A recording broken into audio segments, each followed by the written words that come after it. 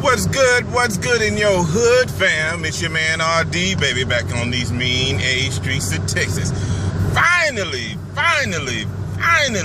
Jack, we've pushed those cold winter days back, and man, spring is springing into action. Yes, y'all. If you've been locked away somewhere, maybe you've been frozen somewhere on the East Coast, you maybe missed it, but it's March, man. And what goes down in March but madness, y'all. Madness. NCAA men's basketball tournament madness, I should go ahead and let you know, has man been all that in a bag of potato chips. The first 2.5 rounds, 3 rounds are in the books. We're now whittled down to the Sweet 16. And sheezy. When I say upsets and bracket busters were rampant over the weekend, I might be, pulling your leg. But on that day one, oh my goodness, they were all over the place. 1-point games, controversial calls, everything you love about basketball and everything you don't was on full effect. And man, oh man, it was the best yet. Until next season, of course. But man, 14s over 3s. You had 10s over 7s. You got a couple 7s. Continued, 8s. Had all the 8 seeds win. We had a number 1 seed go down before reaching the Sweet 16. But yet and steady, the number 1 overall team has been smooth sailing, y'all. And really, since any major hiccups in the Sweet 16, I don't see anybody stopping the University of Kentucky Wildcats from hoisting yet another NCAA national title. But there's still a lot of basketball to play, y'all. And if your bracket is intact, or if it's all jacked up like that, still tune in. Still watch the games. It's going to be crazy. It's going to be madness. Coming up this weekend, the Sweet 16 games kick off Thursday, Friday, Saturday, Sunday. We should be down to the Elite 8 and then the Final 4. Oh my gosh, y'all. Man, really. All right, but real quick before I end this trip, let me spend a little tickle-licks talking about my favorite team, and that's the True Blue Chicken Fried Cowboy Nation, y'all. The Dallas Cowboys have made all kinds of moves in the offseason. They made all kinds of decisions with regards to their offense and defense schemes and players for next season. But they have made the hugest media splash with the 1-year signing of Greg Hardy.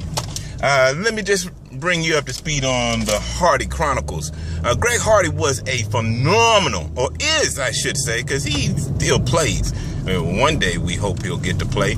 But Greg Hardy is a phenomenal defensive end. Young guy. Still in his 20s, still with plenty of time to get things right. But to this point, he's up against a huge obstacle.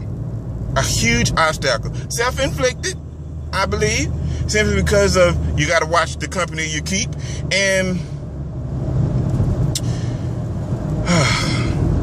it happened in 2014. Had it happened in 94, mums is the word. Happened in 2004, maybe a peep.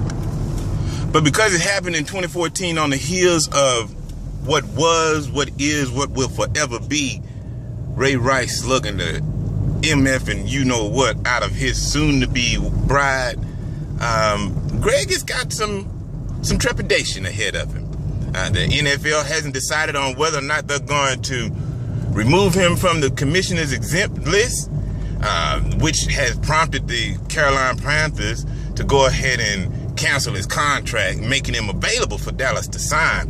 But all of the media vitriol that I've seen or that I've read over the past few days has gotten me concerned, given the fact that this country this country was founded by people who broke from the norm, who wanted things differently, who necessarily didn't have all the answers, but they just wanted a chance. And the fact that now this young man, after being accused, convicted, and then subsequently had the charges dismissed and thrown out in a domestic disturbance that happened last year, Greg now is prima facie enemy number one as it pertains to domestic violence and the Dallas Cowboys. So he is forever linked to something that he is no longer under investigation for, under indictment for, had to serve any time at all.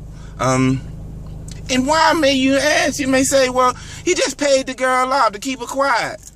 That may have happened. We don't know the terms of the negotiated settlement. But the victim, the alleged victim in all of this, didn't want to come back for a jury trial. She made a decision, which is her right to do, to not to participate. And because of that now, the NFL is in a catch-22 of their own. They don't want to seem like they're a safe haven or a rest haven for women abusers, or, you know, somebody even likened the fact that the NFL players play to win on the field. And because that sometimes means injuring another person, another human, that because the NFL turns their head to off the field activities because they symbolize or are similar to the on the field activities, it's just hogwash. I mean, really, hogwash. Come on, man.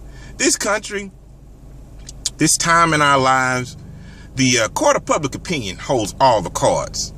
I mean, this young man has an opportunity to rebound, I believe, if given that chance. But will he be given that chance? The Dallas Cowboys tried it. They're trying it. But will the NFL be allowed to allow it to happen without the court of public opinion going ape shit? I don't know. You guys tell me.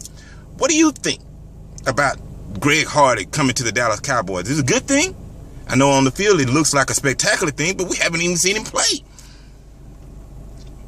And the NCAA, man, if you're number one seed or higher, I mean, well, not really higher than number one, but if you're number one seed or you're one of those top 5 seeds and you're still playing, kudos to you. The lower seeds, Cinderella, she's been all kinds of busy, you know what I'm saying? And she's not done yet. So keep your ear to the ground. Let me know what funky sounds you guys hear, and we'll go from there. All right? That's it. That's all. That's all I got for y'all. Take care of yourself and don't hurt nobody else. Find me on Twitter. Follow me on Facebook. You know, all that good stuff. And I'll see you in them streets. Peace.